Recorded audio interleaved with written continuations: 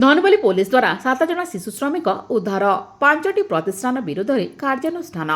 ସମ୍ବଲପୁର ଜିଲ୍ଲା ଶ୍ରମ ପ୍ରଶାସନ ଓ ପୋଲିସ ବିଭାଗ ପକ୍ଷରୁ ଏକ ମିଳିତ ଚଢ଼ାଉ କରାଯାଇ 7 ଜଣ ଶିଶୁ ଶ୍ରମିକଙ୍କୁ ଉଦ୍ଧାର କରାଯାଇଛି। ଜିଲ୍ଲାସ୍ତରୀୟ ଟାସ୍କ ଫୋର୍ସର ମାର୍ଗଦର୍ଶନରେ ଧନୁପାଲି ଥାନା ଅଞ୍ଚଳରେ ହୋଇଥିବା ଏହି ଉଦ୍ଧାର କାର୍ଯ୍ୟରେ ଜିଲ୍ଲା ଶ୍ରମ ଅଧିକାରୀ ଶ୍ରୁତଜିତ ସାହୁ ଓ ସମ୍ବଲପୁର ଡିଏସ୍ପି ତାରାବତୀ ପ୍ରଧାନଙ୍କ ନେତୃତ୍ୱରେ ଏକ ବିଶେଷ ଟିମ୍ ସାମିଲ ହୋଇଥିଲେ।